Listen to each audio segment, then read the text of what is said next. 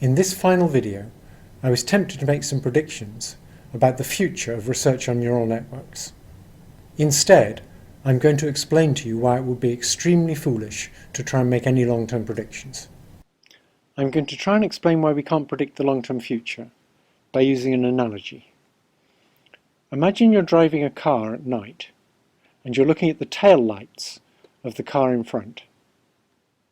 The number of photons that you receive from the tail lights of the car in front falls off as 1 over d squared, where d is the distance to the car in front.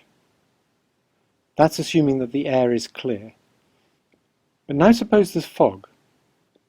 Over short ranges, the number of photons you get from the tail lights in front of you still falls off as 1 over d squared, because over a short range, the fog hardly absorbs any light. But for large distances, it falls off as e to the minus d. And that's because fog has an exponential effect. Fog absorbs a certain fraction of the photons per unit distance. So for small distances, fog looks very transparent, but for large distances it looks very opaque. So the car in front of us becomes completely invisible at a distance at which our short-range model, the 1 over d squared model, predicts it will be very visible. That causes people to drive into the back of cars in fog. It kills people.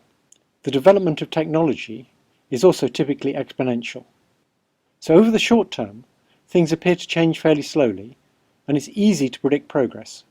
All of us, for example, can probably make quite good guesses about what will be in the iPhone 6. But in the longer run, our perception of the future hits a wall, just like with fog.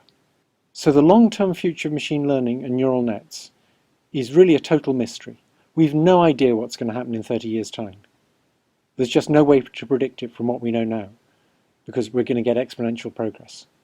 In the short run, however, in a period of, say, 3 to 10 years, we can predict it fairly well, and it seems obvious to me that over the next 5 years or so, big deep neural networks are going to do amazing things. I'd like to congratulate all of you who stuck it out long enough to get this far. I hope you've enjoyed the course, and good luck with the final test.